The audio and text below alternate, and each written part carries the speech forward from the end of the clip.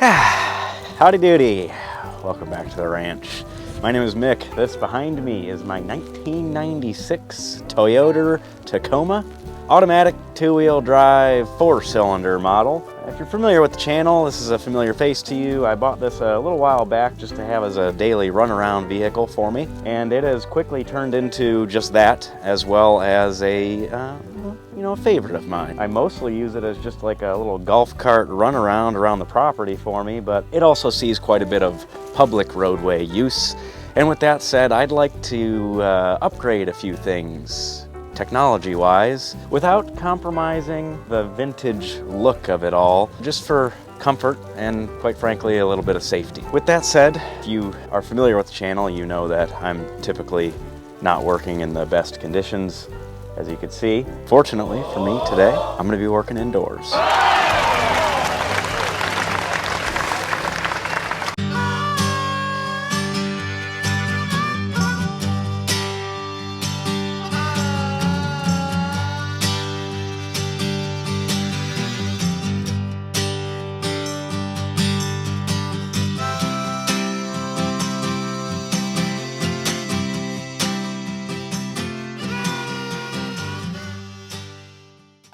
Come on, Georgia.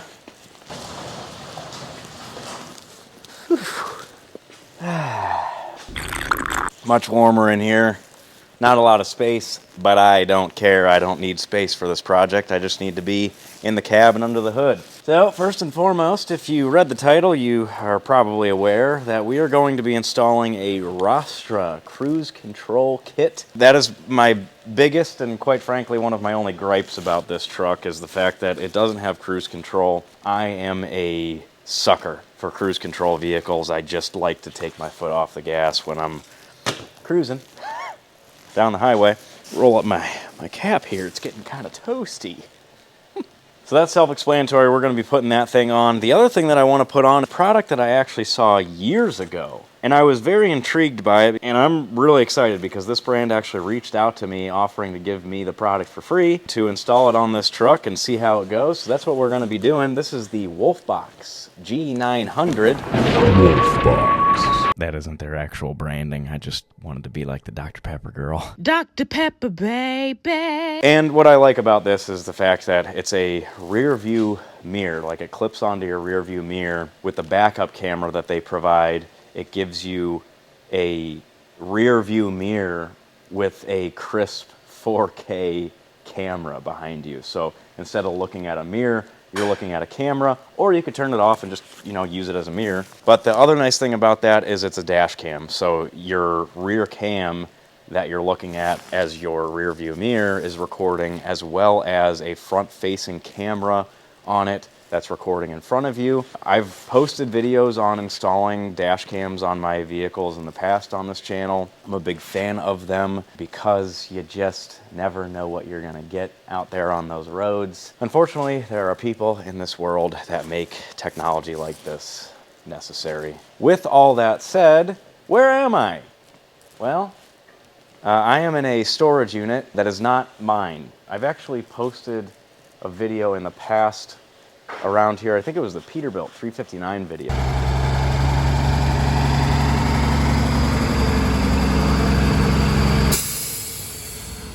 So this is where I stored the Peterbilt for a short period of time as like a halfway point when I went to pick that thing up in the side lot here. This is the interior of that unit. So you'll notice things as I'm walking around here working. You'll notice things like, boats in the background. Boats like this thing. And I want to be very clear when I say that this does not belong to me. If that's surprising to you, I'd be surprised. The only thing in this unit that is mine right now, this beautiful piece of machinery right here, and I will be promptly evacuating the Toyota from this space once this project is done. I'm just calling in a favor because there's heat in here and good lighting.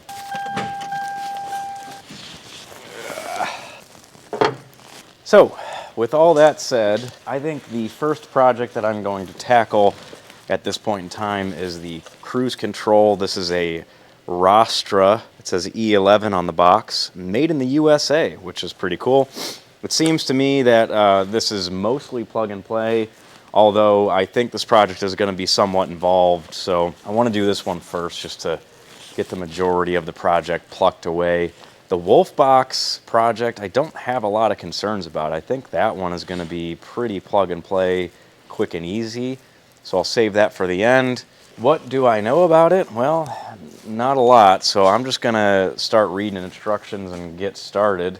I believe my step number one is going to be basically getting this box in a place that I like, which I'm not exactly certain where I want to do that. I might get it mounted down here just because it's the biggest space.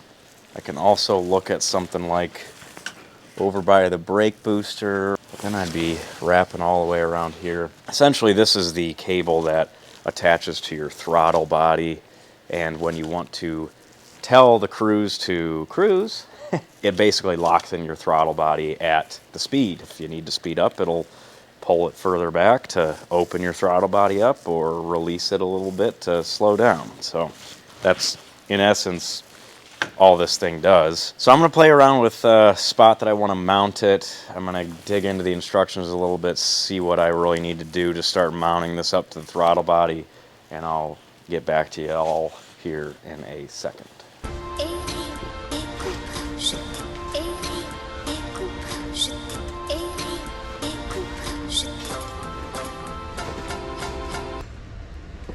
Always make sure disconnect your battery before you burn the whole place down. That's how it works, isn't it?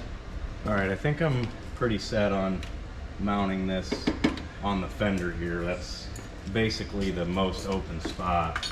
And the instructions are very specific with how you want to mount your module here. It's do not mount the cruise control module in the following area: under the fender, under the vehicle, directly to the engine, near sharp, hot, or moving objects, near the ignition coil, in the passenger compartment, noise, where it will interfere with service checks. So I'm pretty sure that where I want to be mounting this thing is on this fender well here. There are a couple holes for what look to be for some sort of option for the vehicle, you know, from the factory. So I think I'm probably gonna take my bracket, get it mounted up in that general vicinity. That will allow me to basically loop this thing in right here by the throttle body. There's a whole lot of bracketry that I gotta fiddle through and figure out, but I'm not too worried about it.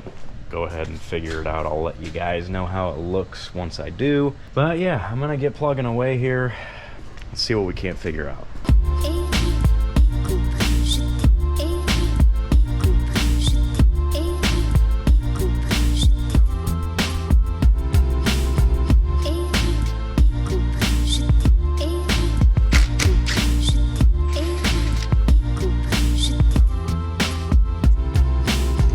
Hecky, man.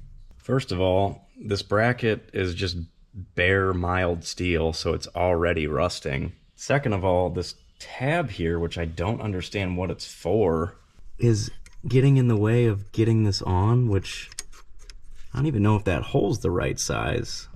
It's supposed to mount right there. I don't know. I'm gonna bend that back and see if it'll fit.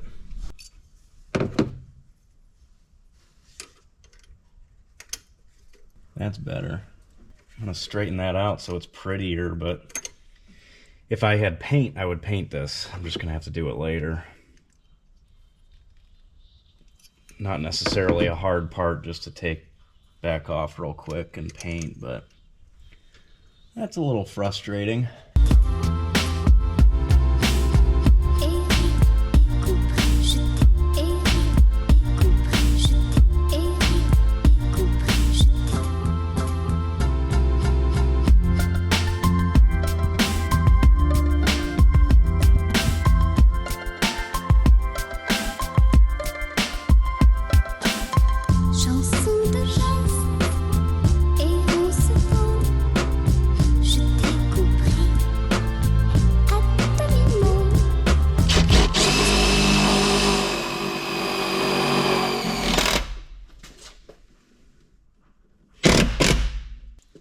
Nothing about that is something I would recommend you do, but it's mounted. Just remind me to take a grinder wheel and cut off the sharp points of the self-tapping screws so I don't pop a tire. Okay, here is where we are at. Not really loving any of it, but I think we're on the right track. Basically, what I found out is they give you this picture based on whatever you're installing this onto. So this is a picture of a 96-ish Tacoma throttle body and how you should make the connection. However, this is a universal style kit, so they include instructions as well as parts for different applications. So you kind of have to figure out what parts work for your application and go from there, which isn't the end of the world. But as I was installing this and, you know, figuring it out, obviously I ran into a couple, not issues, just things that I didn't really like. One of which being, you know, this bracket, well, both brackets not being painted. That kind of sucks. I mean, I paid, where's my receipt? I had it sitting over here. After tax, I was $440 for this kit. So again, not cheap. Made in the US. I would expect that the brackets that you get are, you know, at least primered or something. But no, they're just bare metal, which isn't the end of the world, but this one didn't fit right, so I had to bend it to fit right. Now it does. This is my setup that I ended up going with, and I guess they do give you these covers for your little bead connectors, so I'm going to slip that on there. They gave you two of these. I used one of them as kind of a rubber grommet for this eyelet, because this thing's just kind of free floating in here. And I don't know if I really did that correctly, but I slipped one of these, again, these rubber covers that are supposed to be in the instructions, supposed to cover this. I'm using it as a bushing, rather, for this eyelet, because this is going to be, you know, as I'm driving, shaking around here. I'm assuming that's probably eventually going to wear out too, but metal on metal wouldn't be doing me any good. Anyway, that's what I ended up doing there. I got a, you know, slack, just like my throttle cable, so it's not binding. This is all threaded on here and secure, and then I have my cable, you know, free flowing. It's good, but kind of tucked away so it's not rubbing on the roof. But in return, then it's going to be rubbing on everything else. So I'm going to have to keep an eye on that, maybe find a better solution. My box, my module is mounted, and like I mentioned, I just threw some self-tappers in here. So as you can see, here and here, I have self-tappers that I'm going to want to cut off. But all is fine with the world with what I got going on here. It's not perfect, but it'll do the thing. And if you know me, that's all that matters. I just want the things to do what they're supposed to be thinging to do.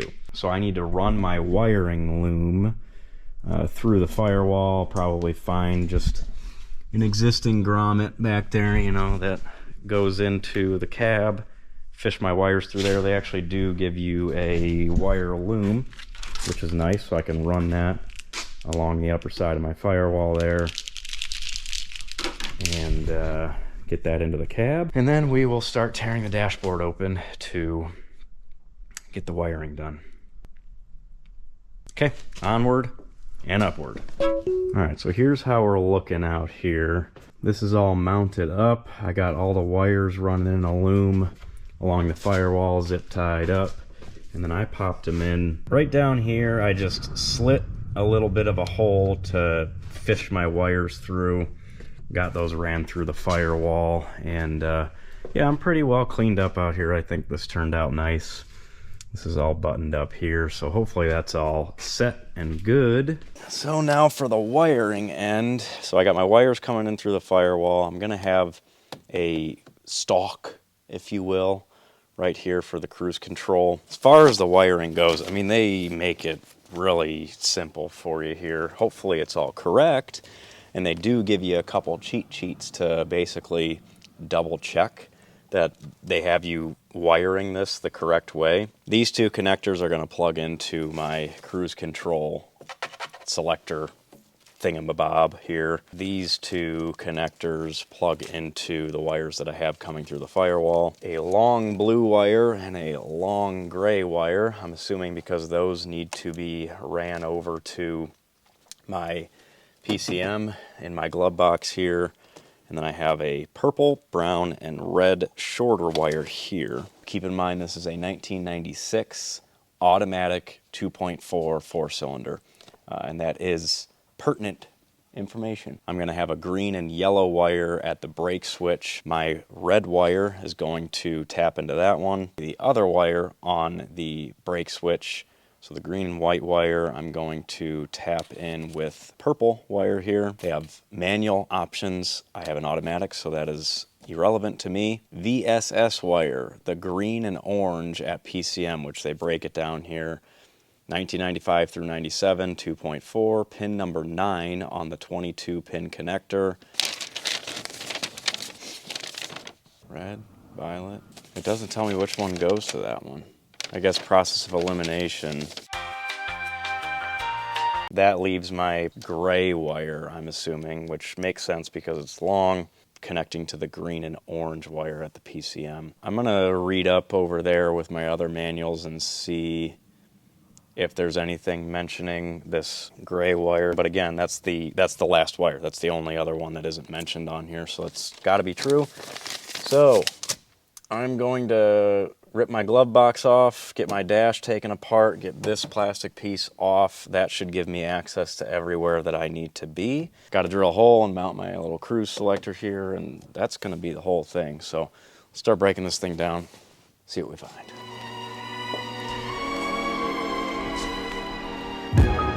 Never let me go, love me much too much. Never let me go, love me much too much. If you let me go, never let me go, love me much too much. Never let me go, love me much too much. Life would lose its touch. Sorry about that little bit of skin back there. All right, we're in. I've hacked into the mainframe. All right, I'm gonna do some perusing, see if I can find the right wires that I'm supposed to, and then we'll start looking at cutting.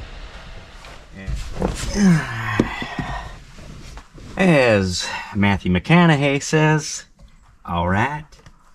I think I have a game plan here, and boy, did it take a minute to get to this point. But let me explain. Like I said before, I just wanted to find all the wires that I'm going to be tapping into, just to have a game plan here before I start snipping things. Brake wires. I found them. But boy, were they a pain to get to. They are tucked way up behind the dash here. And you know, it's a small truck, so you're gonna run into things like that where it's close quarters. I really had to contort myself, but I did in fact get to them. Here is where they are. There's a green and white and a green and yellow. This plugs into the brake control sensor, which is way back behind here. To make it easier on myself, I pulled this white cover off of here and cut the tape so I could really stretch the wires out. My plan is, and you'll see as I get into this, I want to keep all of the wires that I'm tapping into right behind the dash, so they're right here. If I have any problems, I know where the joints are, they're easy to get to. VSS wire, I did confirm, it's the gray long wire here, pin number 9 of the 22-pin connector. So in my glove box here, that's the PCM. It is this 22-pin connector on the far right. You can yank that. What I did was, the pin connector is labeled. 4 wires in on the top row, you'll find a green and orange wire. I did take my multimeter. I plugged one end into that, and then up here behind the dash, I found I just guessed and found a green and orange wire, which is right there. That would be the 4th pin in right here. plugged in my multimeter there, and at the PCM, I did find continuity, so I verified that that is my wire that I'm hooking into there, so I can splice in right here. Rather than fishing a wire all the way through the dash and splicing in here, I know that this wire is it right here, so I can splice in here. Then we have the ignition wire. What? I don't know why it's telling me to do this. Violet and green wire at the vehicle's ignition switch. First of all, I don't see a violet and green one. I dug around in here and then I gave up on that and I went back to the same thought. It's the ignition wire. All it's doing, I'm assuming, is sending power to the module when the ignition's on. Flip my key on, took my multimeter. The second wire in right here is a black wire, which is hot. And then this wire here is hot. Switch my key to the accessory. That black wire now has no power. My red wire still does, so that's my constant. So I know that that black wire is a positive 12 volts only with the ignition on. I'm just gonna tap into that with my brown wire. Tack wire is a ground.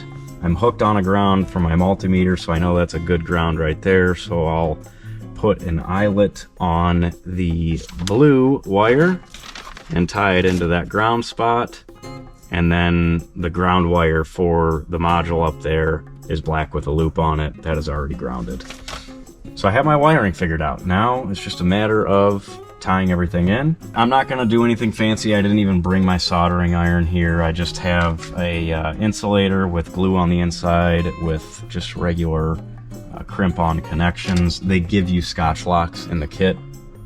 I threw those away. So let's snip some wires and get to work.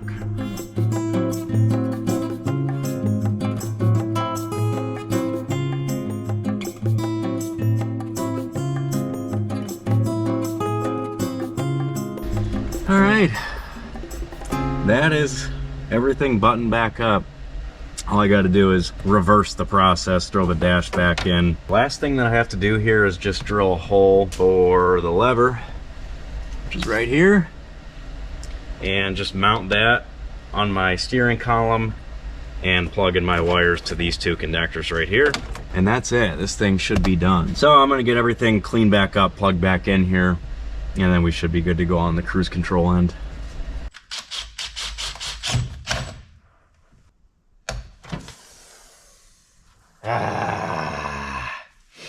I always have bad luck with box cutters.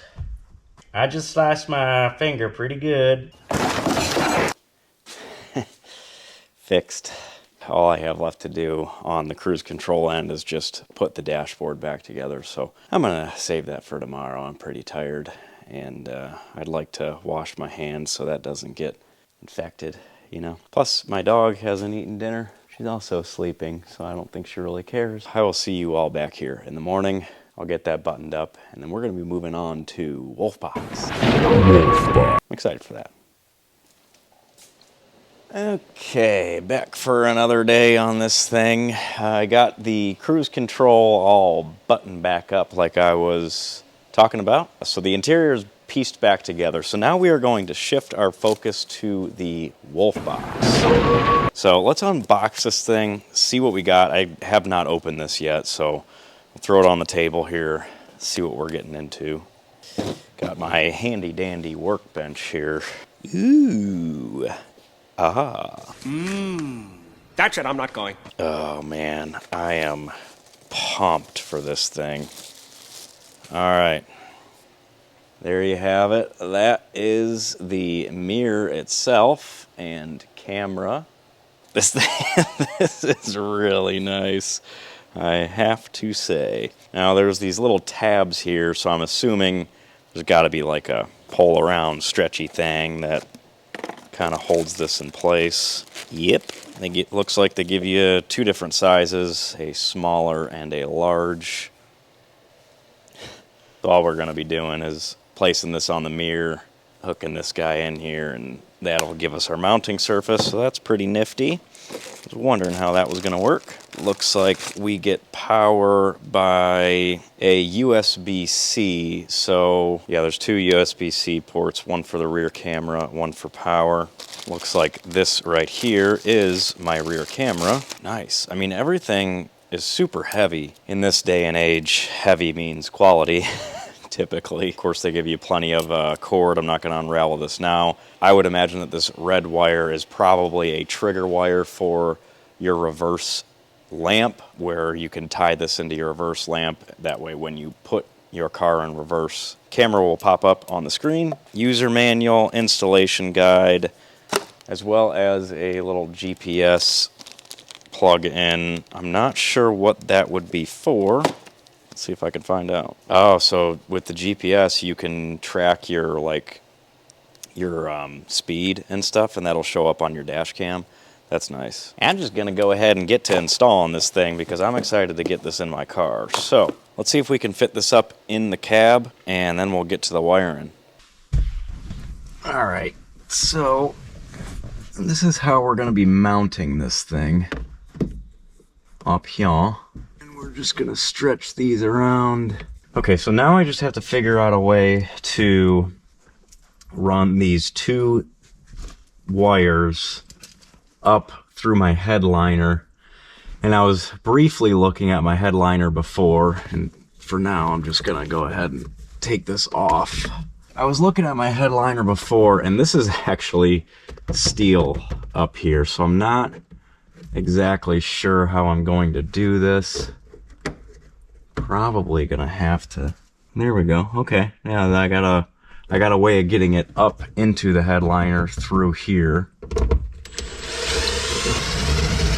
Yeah, that should work. I should just be able to fish it through here, drop it in here. I do need to drill this out to create a big enough opening. I even need to drill it out, or can I just break this piece of plastic? Yep, I can just do it that way. And then I'll have to kind of mess with this plastic too, like drill an opening or something to get my two cords through, but that's no big deal. That's a itty bitty modification that I'm not too worried about. So now it's just a matter of getting, you know, here I'm not worried about. I already peeled this off. I could drop it right down here, drop it into my dashboard, and then pop it out here for power. It's just gonna be a matter of fishing this line through. Here.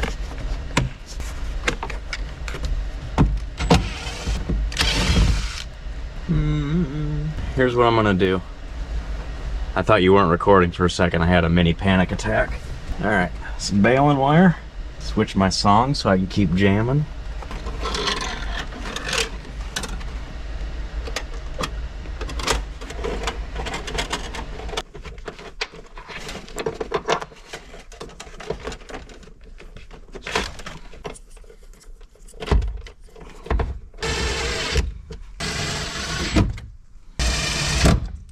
Alright, so yeah, I'm gonna have to notch this out in order to get this plate to sit back in here, but that's no big deal. This is running up along here, so that's all good. Now I just gotta run these wires down this way. I'm gonna go ahead and do that real quick. I'll get back to you guys when this is buttoned up, and we'll at least plug it in. And then I gotta figure out how I want to route the backup camera wire all the way to the back. So let me figure that one out. I'll get back to you guys here in a second. All right, we are cleaned up wire-wise. I got the wires ran down the side rail here. Underneath the dash, my power cord pops through right here and plugs in there. That's gonna work out good because I had a cord here plugged into a USB anyway. So this has a USB connection at the end of it, so that'll work out good. I can keep my normal power cord running. Side note, if you were wondering, I was wondering, the cigarette lighter plug for power with this thing isn't the only option. They also sent wiring to do like a direct connection, fused connection. I didn't see that in the package. With this application, I would have went the direction that I went in reality. However, for another option, if you want, you can direct wire it, you know, in your fuse panel and do it that way as well. And then I have the backup camera running under this rail here. There was a grommet about yay right here, so I was able to run the cord through there, ran along the frame rail. We are currently back about this far. I still got some slack that I gotta pull. Thinking about mounting the camera just right here in the plastic, nice and easy. That way it misses the tailgate when that's folding down. I'm gonna pop the tailgate off so I can mount that properly. And then I also want to get into this taillight housing here so I can wire my trigger wire into the reverse lamp wire there. And then we should be fully functional at that point. I'm gonna opt out of the GPS signal. If I want to add that on for showing my speed in the camera at a future date, I can, but in my opinion, why incriminate myself if I'm speeding a little bit, you know? I mean, so let's pop this tailgate off and see what we see here. Squeaky. Sorry, jeez. Needs a little bit of schmutz on these hinges. All right. Good Lord.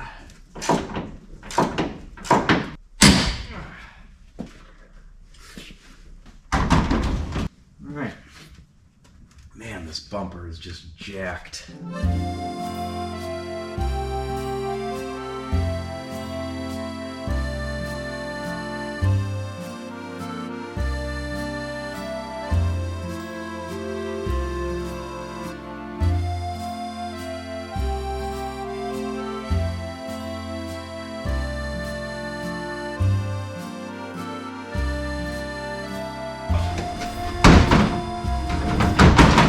Okay, this is why I don't have a good back. I still need to wire in my backup camera.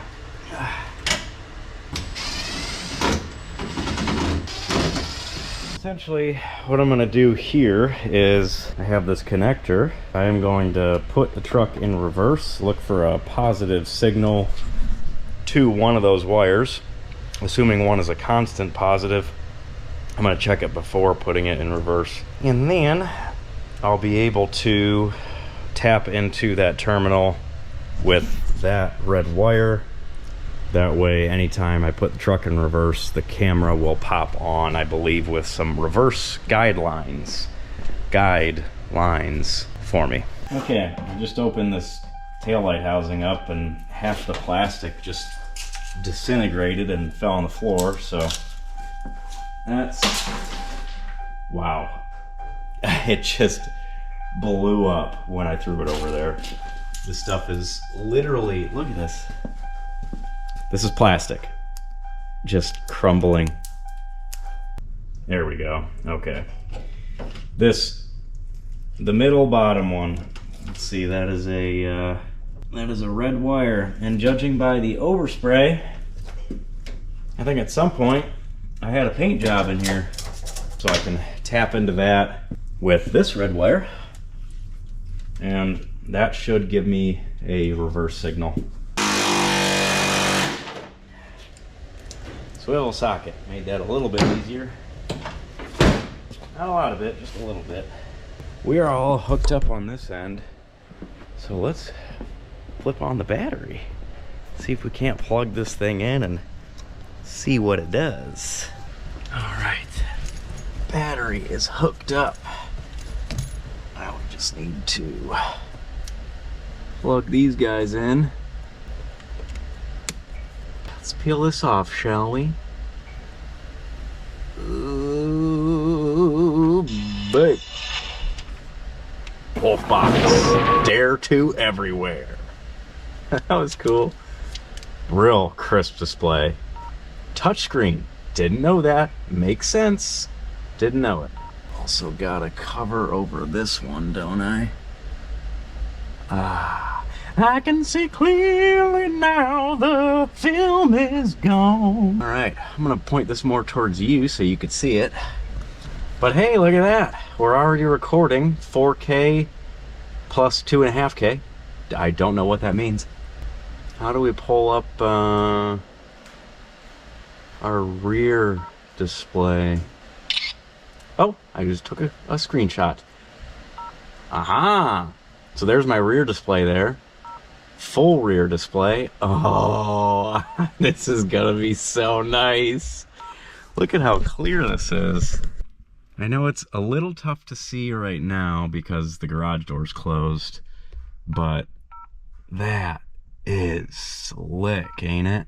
Could change brightness. Everything is very responsive. Display modes, sound record, loop recording. This is really, really nice, have to be honest. Okay, now the other thing that I want to see, if we are, let's say we're in a front-facing camera and I put this in reverse. What happens? Bang! Shooey!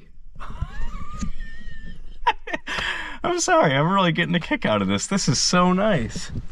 I mean, that is just gonna be sweet. Driving along the road and I can just flip on my rear camera. I gotta be honest, I might get another one of these for my Ram. Because if I'm like hauling a load, flip on my camera and just see what's going on behind me, that is gonna be nifty. This camera isn't in too bad of a spot. I mean, like I said, with a truck this small, there's really only one way you could do that. Yeah, cool. Go ahead and put this back in park. Yeah, and that shuts off. Cool. All right.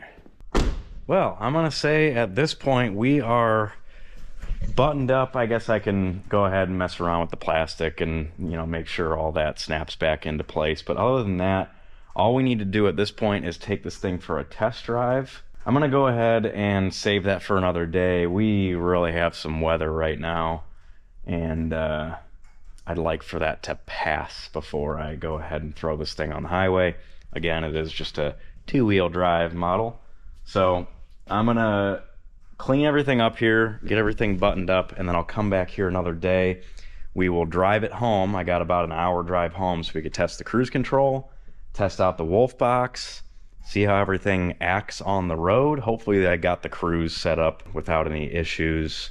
If I do, I can address it at home. And yeah, I'm gonna say project complete at this point. All we need to do is take it for a test drive. So I'll see you when we drive this thing home. All right, back for another day. I've got updates, and I know what you're thinking. Mick, you've been wearing the same outfit for 3 days in a row. And to that I would say, mind your business. Anyway, I got updates on the Wolfbox and the cruise control. First and foremost, let's focus on the cruise control. It's now working. I think, so I'm looking down here at my stalk, and there's a green light right here. Don't mind the fact that I'm recording with one hand and pointing with the other. I'm driving with another apparatus. Green light is flickering on and off, so I'm assuming the ignition wire that I wired my power to for the cruise control, I must have messed up that connection in some way. This is why I hate crimp-on connectors. I like the style that I have because to me it's the most simple. Since it's non-insulated, it's just a round piece of tin that you crimp on and then you insulate it after. But you still have that little bit of risk with not having a good connection when you crimp it on.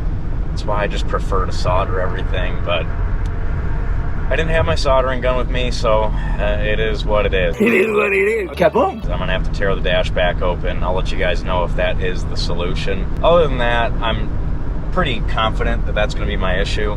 Let's turn our attention to the Wolfbox. This thing is the star of the show. I think probably with the glare, since it's still a mirror in itself, you probably can't see the image all that well.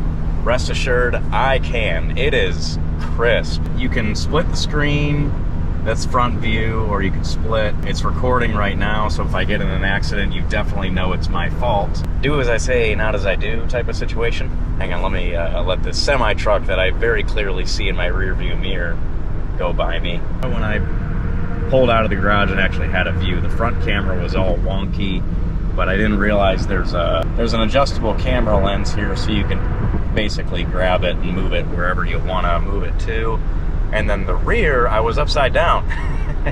So they do have options in here. You go to settings, you can scroll down to rear cam flip and then mirror it. Basically, however your rear camera is positioned, you can mirror it to adjust it so it acts as a accurate representation for you. So anyway, I really like this thing. I think I'm gonna get one for the Ram as well, but with that I'm gonna focus my attention back on my driving. Once I get home, I'll go ahead and tear open the dash again and see if that's my issue with the cruise. Let you guys know what I see. I'll keep this brief because it's about 5 degrees Fahrenheit and I'm freezing.